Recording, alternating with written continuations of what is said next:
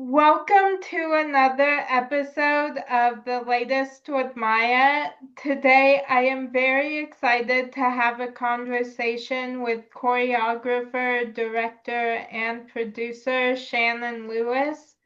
As a choreographer, Shannon has choreographed dances for Saturday Night Live, The Tonight Show with Jimmy Fallon, and more. Shannon is currently the choreographer for the Broadway show Just in Time. She has also been in several Broadway shows, including the original cast of Fosse. Thank you so much for being on my show. I am so excited to be talking with you. I'm so excited to talk to you too. Thanks for having me. Yeah, of course.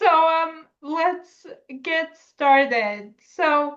How do you come up with unique dance sequences for each show?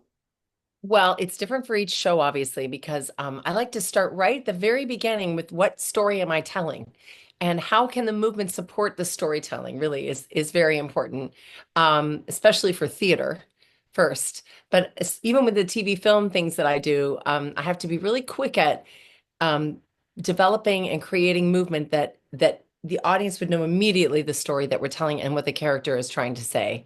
So it's different for each show. I usually start obviously with the script if I can, but sometimes I don't even have that. I just have like a character description, or I have a piece of music, or I have lyrics. And so I take whatever I have and then I really boil it down to like, who is this person and what are they what's happening in their world and what's the story that I'm telling? That's sort of where it all develops from. Oh, wow, that's so cool.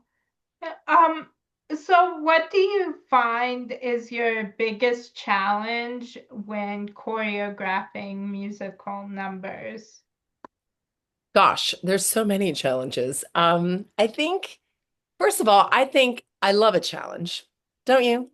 I love a challenge, and so I try to embrace the challenge with a positive attitude and not get too worried about it. I think like when I'm in the studio and I'm just starting out, I usually like let myself just not judge anything that I'm doing. I try to just do like whatever's coming out of me is coming out of me. And then you start to pick the things you like the best, and then you start to fashion them into something and see if it works for you. But I think that's the hardest part, like not getting in your own way about the process of it and not judging it because creativity really wants to just sort of be unbounded, right? Like you just have to kind of go for it. And then you can start to pick the things that you like. So I think the hardest part about musical numbers is that part. And then once you get into the process a little bit, if the number is too long, which parts do you have to, say goodbye to, which is sad in a way, but it has to serve the story. It has to serve the show. If it's too long, you got to cut it. And if it's too short, you got to make it longer, right? I think those are the things that are the hardest part. Oh, wow. Yeah. So what is the biggest obstacle you have overcome? Whoa, that's a very big question. I mean, gosh, there's so many. I think I don't know. I've had many in my life. I think we all do. And I think that's the thing that I look back now, you're asking me that question. I'm sitting here talking to you, and I'm thinking about all of the things in my life that I've had to get through. I was born in Canada, and so I came here, I immigrated here, and I had to sort of like find my way without my family and friends, and that was a challenge. That was an obstacle, but I overcame it and I learned a lot in the process. I think any time as a dancer, small injuries along the way felt really big at the time. And so having to overcome those things, but also what did I learn about myself and my body and giving myself a break when I needed. Um, all of those things I think are part of it. But I think the obstacles make you who you are. I think the things that you learn along the way, and obviously I'm not saying that everything has to be wonderful because it isn't, but if you can come through it and get to the other side, what you've learned is valuable and you take it along with you. So I think I have a different idea about obstacles. I think I feel like if I can get over something, and I'm sitting here talking to you with all the things I've experienced, and I'm proud to be sitting here and have learned what I needed to learn through those things. Yeah. Oh, wow. Yeah. So who has had the biggest impact on the person you have become? Who has had the biggest impact? That's a good one. I have a few. I think I think learning the work of Bob Fosse had a huge impact on my career in terms of, when I was in the original cast of Fosse and I was learning from people like Gwen Verdon and Anne Ranking and all of these wonderful, incredible, talented dancers that are legendary, that learning from them really I learned how to approach things differently. I learned how to act as a dancer. I learned how to make an audience, lean forward in their seats when you're performing on stage and really take notice and focus. Um, and so that was really formative for me, not just as a dancer, but as a director choreographer as well, learning how to craft numbers in that way. So that I think was valuable. And then, personally, I think obviously my mom way back driving me to dance classes and seeing my talent before I knew I was talented, pushing me forward. That's obviously a very important thing for all of us, at an early age, my dance teacher seeing my talent and fostering it and spending time with me and pushing me forward and giving me opportunity. And then when I came to New York, Susan Stroman, gave me my very first job on Broadway. She was really influential to me. And I am so thankful because I got to learn from her in my very first Broadway show as well. So yeah, along the way, I've had a lot of angel people that have saw something in me and pushed me forward. Oh, I love that. Yeah, You must have those people too. I do. Yeah. Yeah. Yeah. Yeah. Yeah, I'm very grateful to yeah, have uh so many people in my life that have impacted me in such a positive way. Yeah. As it should be. Yeah. Um, so what small things bring you joy on a daily basis? Oh, small things that bring me joy. Well, first thing I thought of were my two Australian Shepherd dogs that are just so wonderful. And they have so much fun in Central Park every day where I live in New York.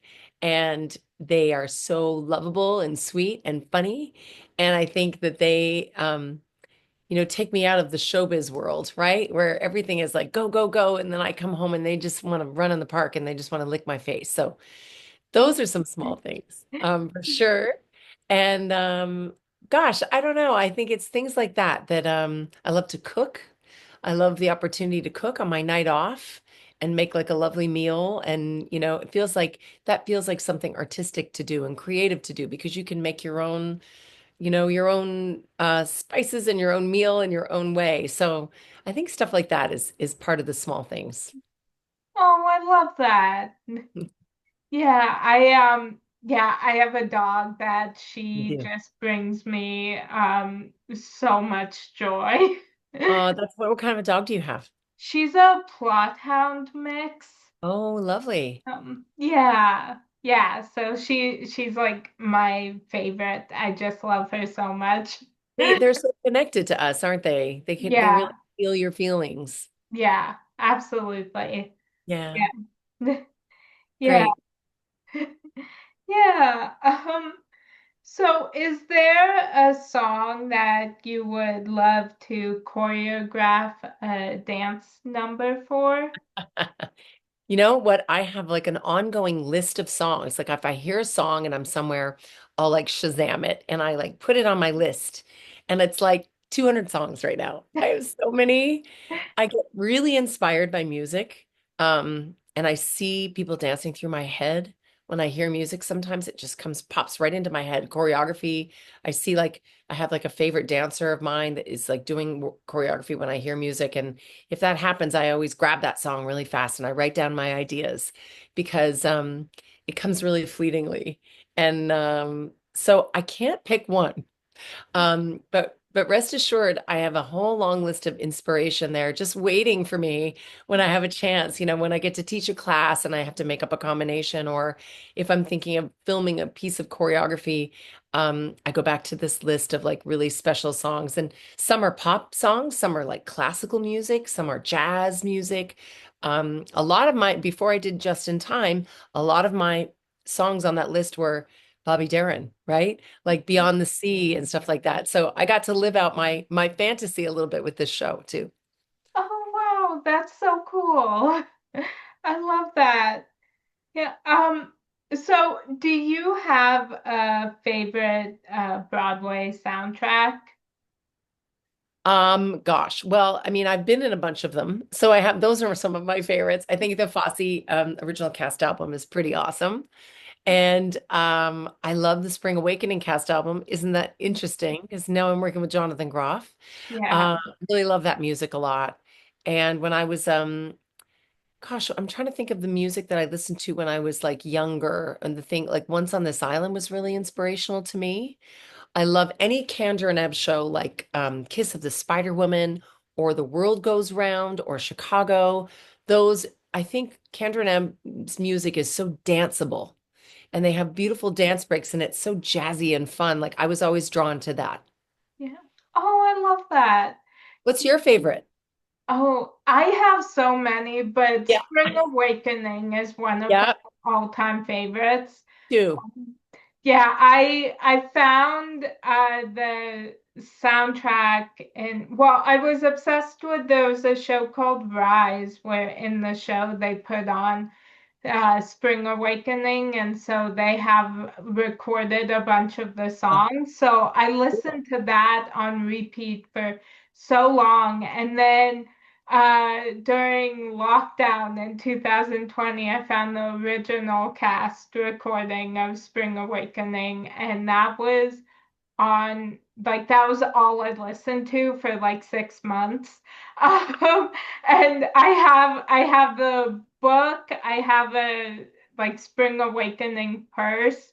And Wow. um, yeah, I have a collage of some of my favorite Broadway shows, and Spring Awakening is the first one on there. So Yeah. Yeah. So you like that you like shows that think outside the box then too, because yeah, it's not like it wasn't just like a regular like song and dance kind of show, which is why I loved it too.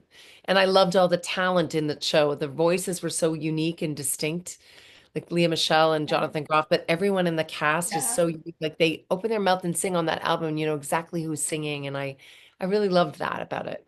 Yeah, definitely. Yeah, I still have the soundtrack on repeat a lot. Yeah, yeah, yeah. Yeah. Yeah, I my mom and my sister during COVID, like they like the soundtrack too, but when it was all that was playing for so long, they got like kind of annoyed by it. They were like, "Do we have to listen to this again?" I'm like, "Yes, we have Yes. to." You have to. I know. I'm the same. I'm the same. That's great. That's awesome. Yeah. Um, so what is your creative process like? Well, we talked a little bit about it before that I usually start with like the storytelling part of like really going really in before I even like do any dance steps at all. I really like talk about the storytelling and I do a lot of research. If I'm like with Bobby Darin, for instance, I did a lot of research. There are some videos that exist of him, a lot of videos that I could watch and listen to his music, and I really went deep into his story. His family story, where he grew up. He grew up here in Harlem, in New York City. So all of that influences how the person would move or how the era that he was born in and the era that the music is. All of that is part of it too. And so I usually do all of that first. And then I go into a studio all by myself with nobody else. And I just start to kind of play around so I can just have the freedom to kind of make mistakes and, figure out what it is that I'm doing. then once I kind of have that after a few sessions, then I like invite some very inner circle, like trusted people, like my associate choreographer or some dancers that I know really well. And they kind of like I put it on their bodies and I see how it looks and they talk about how it feels and I kind of develop it that way. And then we get into more like full workshop things where I'm bringing in, several dancers and a bunch of people and maybe the director comes in and we talk about it and then it gets developed from there. So it's a pretty like it starts out kind of like very isolated for me, which I by design that I want the time to kind of figure out and be very careful. I also don't see a lot of other shows during that time. I don't look at a lot of other choreographers' work. I like to call it creative blinders, like a horse, where my focus is just on what I want to do. So that it's very hard, I think, in this world today when you watch Instagram, you see all these people choreography and all these people's music and all these people's videos. And it's hard to delineate that your brain doesn't just take one of those moves and like put it in the choreography that I'm doing that day, right? So I try to be really, really careful about making sure that my voice is very true to me when I'm in the creative time. And then, once I have it more like kind of finalized and finished, then I can kind of open back up again. But that's really my process. Oh, wow. I love that. That's so interesting. Mhm. Thank you. Yeah. Um, yeah, so if you had a warning label, what would yours say? A warning label. Gosh, there could be a couple, I think. I think one would be warning extreme joy ahead. I like to be very joyful at all times. Um, and I think another one would be that I don't suffer fools. Yeah, I So like that. joy and pain, right? I like those. Yeah. Yeah. Um, so how do you keep yourself motivated on days you aren't feeling it? Oh, that's hard. That's a tough one. And those happen too. I think I've learned in my years that life kind of goes up and down. And you have to accept the downs as much as you accept the ups, right? That the downs are part of the ups. That it's just like you're about to go back up a hill. So I think sometimes I don't push myself. If I'm not feeling creative that day, sometimes I just have to say, no, it's not happening today. I'm going to work on something else, or I'm going to, you know, um, focus on a thing that I've already created and make it better, and work on the detail. But, I think not pushing it and respecting yourself and where you are is important, but also knowing that tomorrow is a new day and you might feel completely differently the next day. You might feel totally happier, or more inspired by something. Oftentimes when I'm not feeling inspirational, I'll go walk around New York, or I'll go to a museum, or I'll watch a show with an actor that I love to sort of like reignite the fire a little bit, you know? Yeah. Oh, I love that. Is Yeah. that what you do? Yeah, yeah, I think yeah, I'm motivated when there's someone I really want to interview, like I will do everything I can to interview them. Right. And yeah, if like I like watching different shows to like figure out like who I want to reach out to next. And Right. so yeah. You do your research as well. You're the Yes. same. Yes. I That's do. great. I love that. Yeah. Um, so, do you have any irrational fears? Any irrational fears? Probably a lot of them. Probably a lot of irrational fears. Um, I'm not great at flying in a plane. I don't love it, but I have to do it a lot for my work. It's like it's kind of feels really unnatural to me that we're flying around in the air. Um, but I think also like I try to think of when you get on a plane, you get to go and experience something new. So it's like kind of like focusing on the thing that is the happy part. Yeah. And I used to be scared of like insects. I used to be really scared of like spiders and things. I used to really be scared. And then, I read a poem that someone gave me once that said, please don't kill or be afraid of bugs. They're just as afraid of you as you are of them. And I would hope that if I'm in the wrong place at the wrong time, that someone would gently pick me up and put me down somewhere else, right? Yeah. That it's the golden rule. And so now I'm not as scared of bugs anymore. I think I look at them as they're just in the wrong place at the wrong time. So I don't want them around, but I try to keep, gently place them somewhere where they're not going to be around me and they can continue on their life. Oh, Um, yeah. that made a big impact on me, like thinking about it in a different way. So I Yeah. think any irrational fear I've tried to confront in a way that I can get to the bottom of it, Oh, yeah. Oh, right? yeah. I Yeah, like because that. like if it's irrational, then I've got to figure out it's my problem, right? Like it's Yeah. up to me to figure out that it's my problem. Yeah. Yeah. Yeah. So I am pop culture obsessed and I go in stages of shows that I cannot stop watching. Is there a show that you are currently obsessed with? I mean, I have to say my show because that's all I've been doing is looking at and creating just in time. We put a lot of videos out. We did a bunch of television shows where the work was put out there and lots of people are seeing it. And that's the thing. I'm hoping that people are getting excited about our show by just watching the videos of the dancing and of Jonathan and our cast. You know, I haven't really, like I said, I get very focused on my own work. So I haven't had a chance to really look at anything else out there. I'm very interested in a play called Dorian Gray, which Sarah Snook just won a Tony for. I think it's a really cool, looks like a multimedia kind of play. There's a play called Oh Mary that I'm really excited to see that's out there in the world. Obviously, Hamilton was something that I was very interested in. I know a lot of people involved in that show. Andy Blankenbuehler, the choreographer, is a dear friend of mine, and we did the original cast of Fosse together. So I was cheering him on and very watching everything that they were putting out at the time. And how cool that the Tony Awards this year, just on Sunday, that Just in Time did a great big number with Jonathan Groff.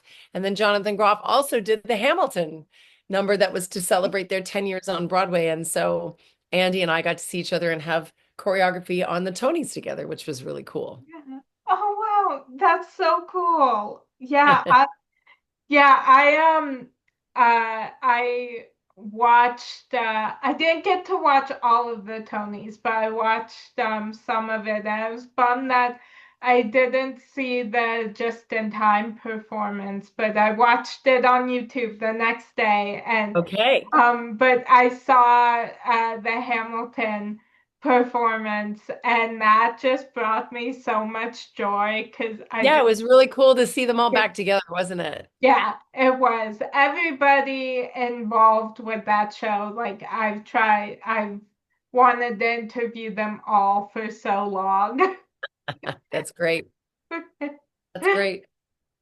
Um, and yeah, Jonathan Groff, I just love everything he does. So just seeing him on stage, I just loved.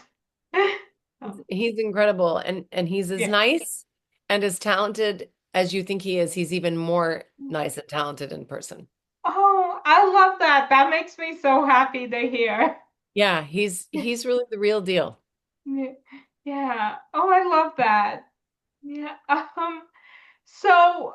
What, no matter how many times you see it, always takes your breath away? Oh, that's a good one. Um, hmm. I think flying into New York City. When I'm in a plane and I'm looking out the window and I'm coming home and I see the city there and I can't believe that I get to live here and that I get to continue to do work here and work with the talented folks here. I know it's a blessing and it's a gift. So I feel really it is breathtaking. It never gets old when you're come up upon New York City. all squished together on this little island with all the people and all the buildings, and you see it from afar, and it's kind of like a dream city when you see it that way. That always takes my breath away, for sure. Wow, I love that. Yeah. Yeah, my family and I went to New York a couple years ago to see we saw our first Broadway musical with What was it? Gutenberg. Gutenberg. Yeah. That's so great. Yeah, it was so much fun. It was the coolest experience because I've interviewed Andrew Rannells a I couple just saw times. him the other day. He came to our show. Oh, Yeah, so great. that's so cool. Yeah, Yeah.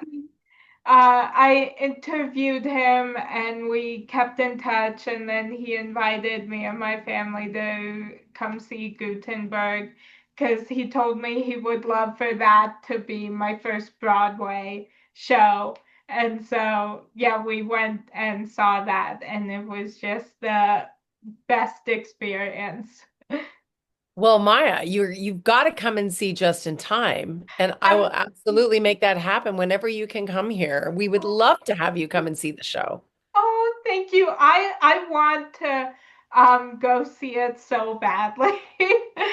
It looks incredible. Yeah, it's pretty awesome. It's a really cool, different kind of a show. It's all environmental and you're in a nightclub and Jonathan walks through the seats and the tables and so he's right up in your face and very cl up close and personal the whole time. Oh, that's so cool. I love Yeah.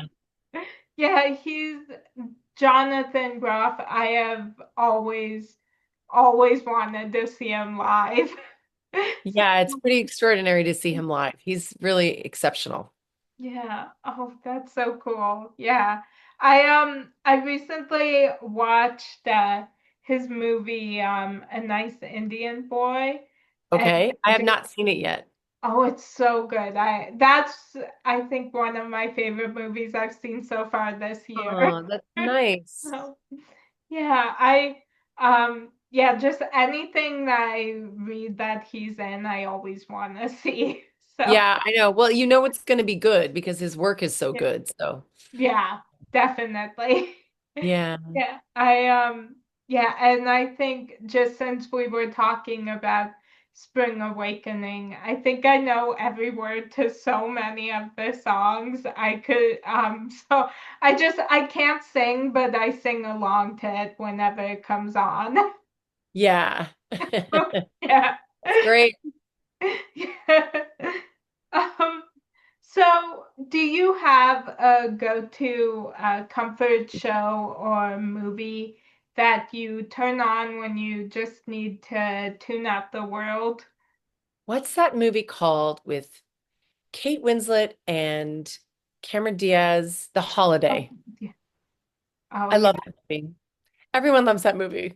I Yeah. love that movie. I can't not love that movie. I mean, if you Yeah. really think about it, it makes no sense that they just like switch houses like that, like with Yeah. no understanding of who the other person is. It's kind of not really believable, but I love it so much. And I love all the actors in it. And I just love, like, I love the houses that they live in. I love the way they're styled. Yeah. I love Nancy Meyers. She's the director, writer. I love all of her films. Like, it's Yeah. complicated.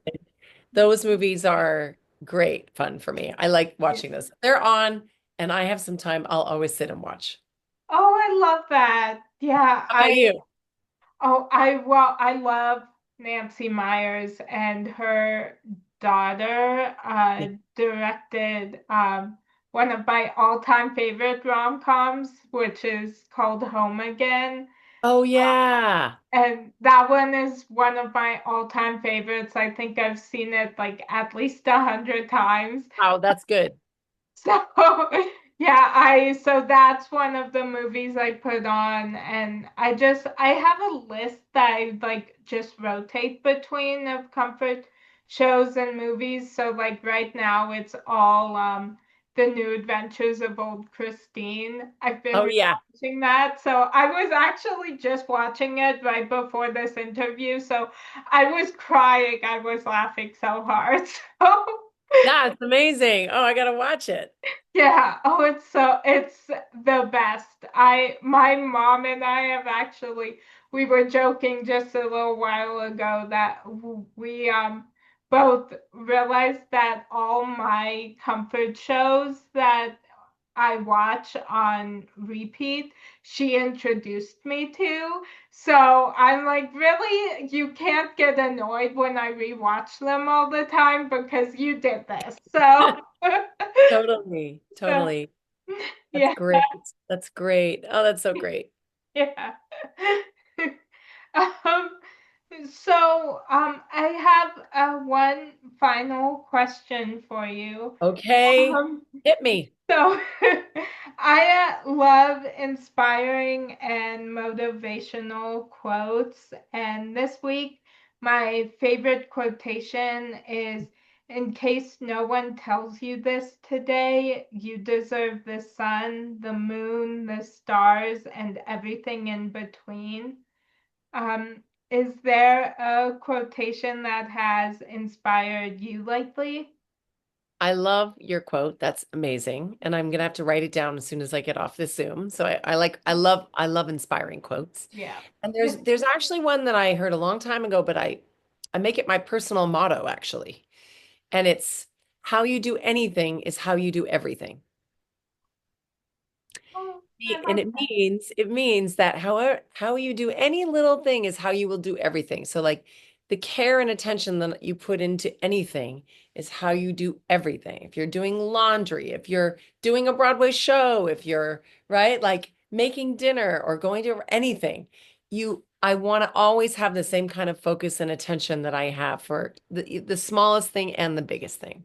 And I think it makes you a more in tune person to what's going on around you and makes you invest in everything in a different way. Yeah. Oh, I love that. Yeah, that's a great one. Yeah, it is a good one. It's a good one. Yeah. Yeah. Well, that was my final question for Ah, you. it was so Um, great. I've had the best time talking with you. Thank you so much. Me You too. I made had so it was this was wonderful. I'm so glad it worked out. And it's so awesome to meet you and to speak with you. And I loved all your questions.